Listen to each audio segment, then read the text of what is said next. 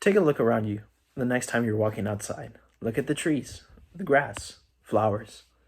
Think about the air you breathe in. If you saw a dead patch, that's a strong indicator of our future we're heading toward. All of this is temporary.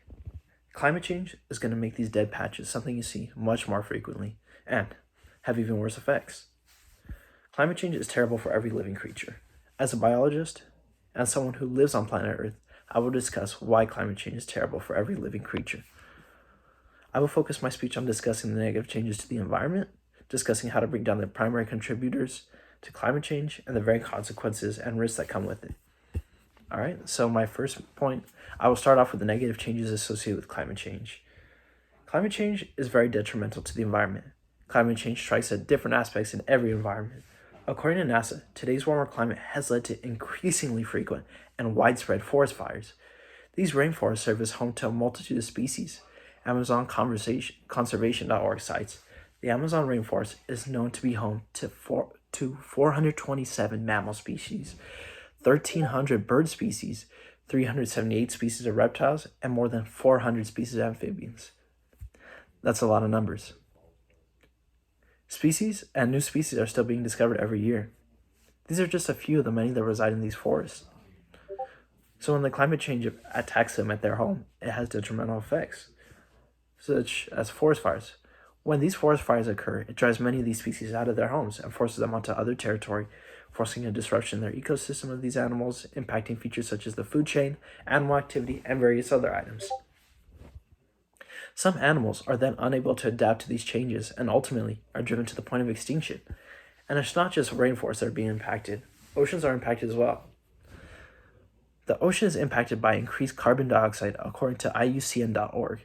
The ocean is being disproportionately impacted by increasing carbon dioxide and other greenhouse gas emissions from human activities.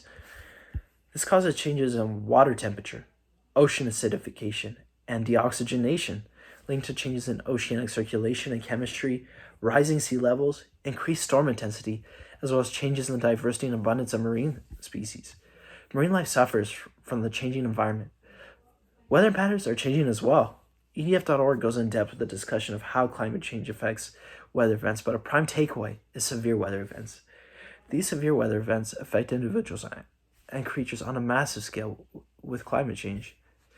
We now know that rainfall from Hurricane Harvey was 15% more intense and 3 times more likely to occur due to human-induced climate change. Next, I will discuss the biggest contributors to climate change and how to remedy them. The biggest contributors to climate change are not so distant, and we can take action against them. Non-renewable resources are a major problem. When we use them, we put even more greenhouse gases into our environment. According to NRDC.org, coal-fired power plants single-handedly generate 42% of dangerous mercury emissions in the United States, as well as 2/3 of sulfur dioxide emissions, which contribute to acid rain and the vast majority of soot in our air. All these pollutants create a greenhouse effect. It isn't just us making these pollutants, but a similar remedy could be found in each situation. Renewable resources serve as mitigators of the pollution produced moving forward. Moving forward, we can utilize sunlight, wind, rain, tides, waves, and even geothermal heat.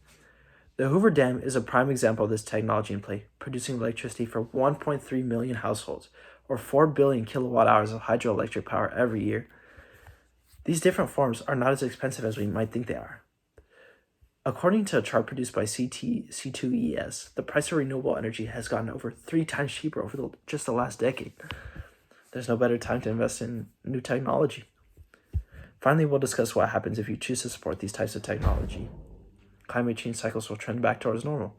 With the usage of renewable energy, we can stop producing greenhouse gases and waste that devastates life and ecosystems. The ultimate goal is 100% use of non-renewable energy, but it will be a process to get there. It will be dependent on individual actions such as utilizing electric cars, installing solar panels, to lobbying government in order to come to climate agreements. Without the worry of greenhouse gases destroying the environment, we can focus our efforts on more important things such as the animal food chain and the proliferation of their life. A shift in priorities will allow us to focus our efforts on preserving the life around us. This brings me to the end of my speech. After hearing my speech on discussing the negative changes to the environment, discussing how to bring down the primary contributors to climate change, and what effect that we can have on climate change, Hopefully, you now understand how important it is that we contribute. We are ultimately responsible for preserving the world around us, given our sentient nature. If we know about climate change and the effects that has, why would we let it continue?